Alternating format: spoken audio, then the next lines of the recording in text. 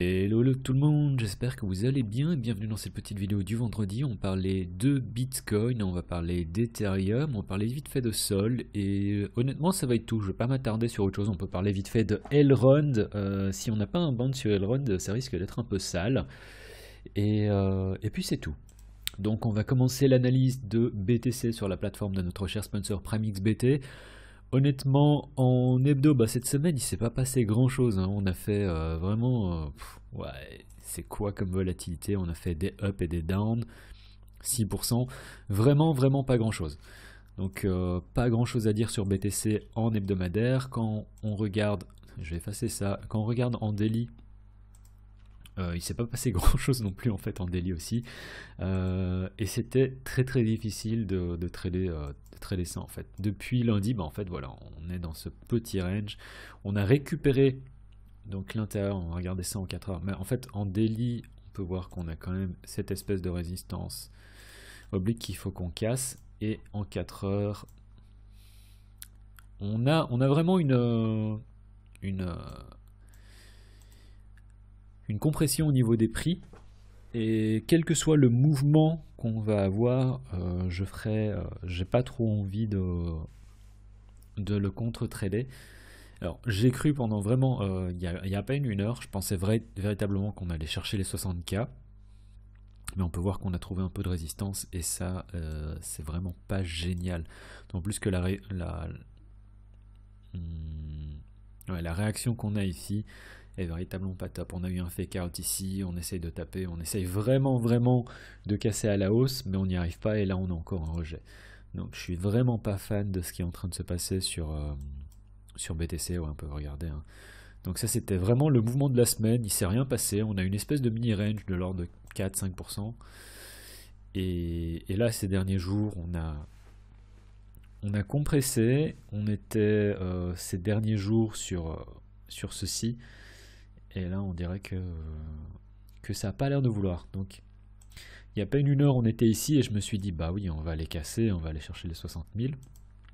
Je suis dans un long et je risque très fortement de me faire sortir. Mon stop, il est ici en dessous.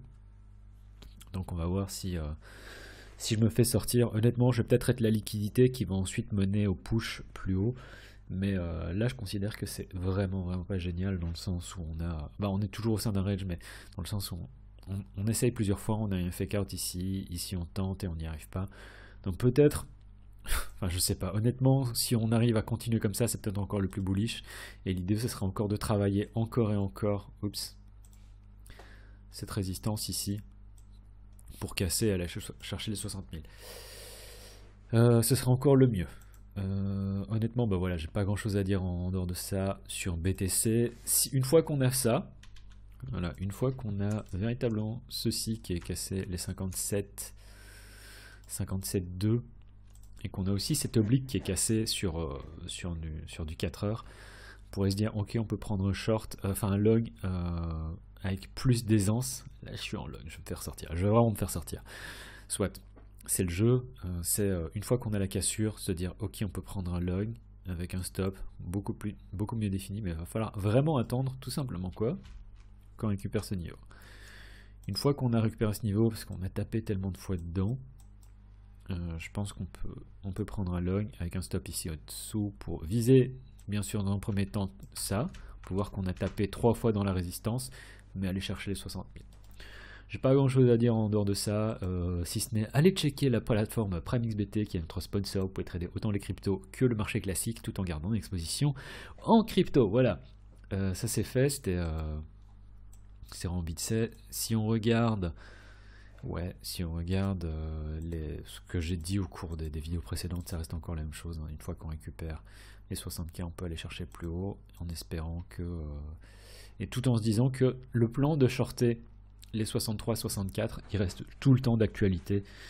Mais là, on dirait qu'on va aller potentiellement chercher les 52, hein. Honnêtement, quand on regarde le début de cette chandelle en daily, alors il reste encore 9 heures, donc on peut totalement clôturer dans le vert, hein. On peut totalement avoir des gens qui se font sortir ici, avoir un retournement, un cherche 60K, continuer à trader entre les 56 et les 60. et peut-être avoir une cassure des 60 pour aller chercher 63. 63, c'est vraiment, je l'ai déjà dit, hein, c'est vraiment ici que je veux chercher des shorts. Dans un premier temps, parce que on peut jouer, je pense qu'on va avoir une réaction qui va nous emmener à nouveau au 60K et voir comment est-ce qu'on réagit au 60K. Bon, le plan reste encore et toujours le même, on va parler vite fait de Ethereum USD. Alors Ethereum USD, pas le mal, on avait cette petite consolidation, on avait fait la cassure, maintenant je pense qu'on est à nouveau en route vers un nouveau all-time high, doucement. Ça peut prendre un certain temps, ça risque peut-être de former une figure, et une fois qu'on aura ça, on pourra avoir une cassure, et l'idée c'est encore d'aller chercher, enfin là du coup ce sera davantage d'aller chercher 5006. Pour moi, je pense vraiment que Ethereum peut aller chercher encore cette oblique ici. Et là, sortir d'une partie, voir si on a un peu de volat, chercher au-dessus, mais je ne tenterai pas le diable sur Ethereum USDT. Enfin, même si déjà 5006 ça fait une jolie target.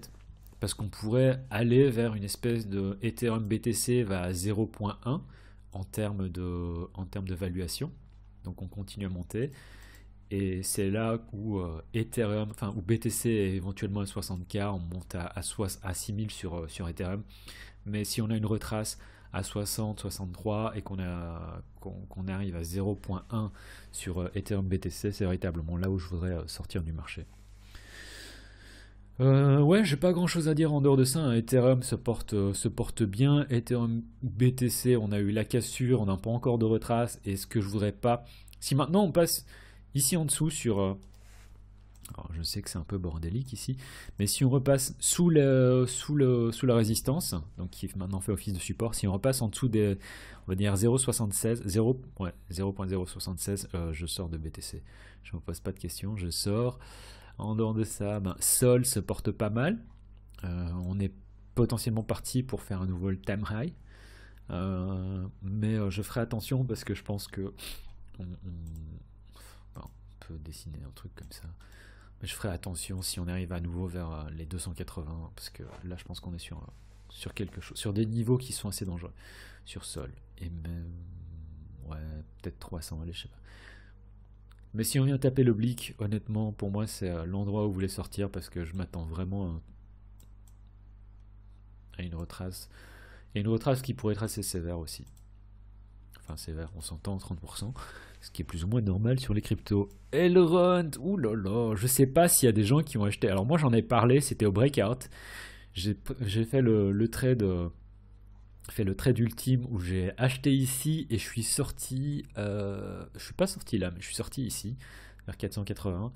Et ensuite, voilà, le trade, il était fini pour moi et on peut voir que depuis ça a pas mal chuté, quoi. On est à moins 30, presque moins 40% sur le truc. Et tous les gens qui ont acheté ici, parce qu'il y avait pas mal de hype sur Elrond, dans le sens où j'ai vu sur YouTube des trucs passer, genre Grand Angle qui en parlait. J'adore Grand Angle, hein, je dis pas ça. Mais le fait qu'il en parle, c'est un peu le début de la fin, dans le sens où il y a pas mal de gens qui ont commencé à parler de Elrond. Enfin, bref, voilà. Tout le monde a commencé à en parler et c'est un peu peut-être le début de la fin sur Elrond. Donc, je pense qu'on peut avoir un bounce, mais le bounce serait pas forcément très très haut. Enfin, ça pourrait être un bounce de l'ordre de 10-20%. Et je pense qu'à partir de là, Elrond va possiblement décroître. Parce que si on regarde le chart, honnêtement, c'est déjà un chart qui était super méga bullish depuis le début de l'année en fait. Voilà, début de l'année, on était à 10 $ sur Elrond, 10-15 $. Allez, début de l'année, 20 $. Ok. Et enfin, ça a fait que monter.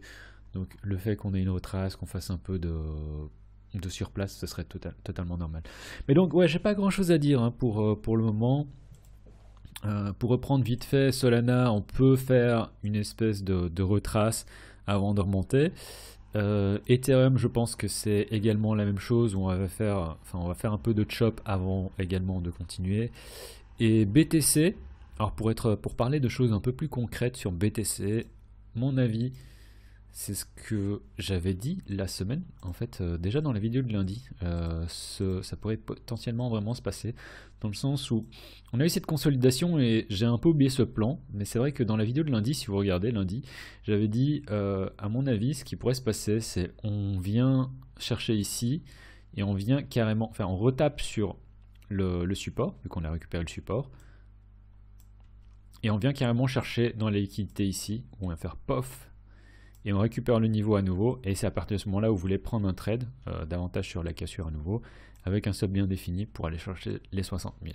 Donc ça, je pense que ça reste toujours d'actualité. Après, comme j'ai dit, en daily, il reste encore... Ouais, le 4 heures est pas génial, hein. Il reste encore 52 minutes, donc on verra. Mais globalement, voilà. Je pense pas qu'on vienne chercher plus bas que ce niveau ici. Et même si on vient chercher plus bas, ce serait pas beaucoup plus bas, je pense pas. Je pense davantage qu'on va venir chercher on va venir taper et remonter. Et sinon, globalement, on est toujours au sein d'une espèce de consolidation. Et je pense que au bout d'un moment, on va venir tout simplement... Je suis vraiment désolé. Quand je regarde ce chart, la manière dont je vous le montre là, les gens qui arrivent à lire ça, vous êtes forts. Mais donc voilà. Je suis désolé si c'est un peu décousu. En plus, oui, j'ai un peu bu. Mais ça changerait à l'analyse, honnêtement.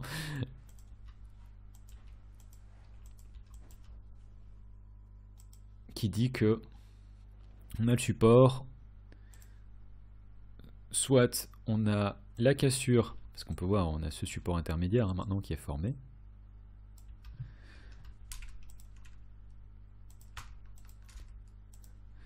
Et si on a la cassure, on pourrait venir chercher dans la liquidité ici, récupérer le niveau et en fait tout simplement continuer. Moi, c'est véritablement ce que je vais arriver. C'est tout pour la vidéo d'aujourd'hui. Je suis désolé si c'était décousu, mais je vais pas essayer de réenregistrer. Si jamais il y a des trucs que vous voulez que je regarde, n'hésitez pas à mettre ça dans les commentaires. Mettez un pouce en l'air si jamais vous avez apprécié le contenu, même si c'était incroyablement décousu. Allez, bon week-end, choose.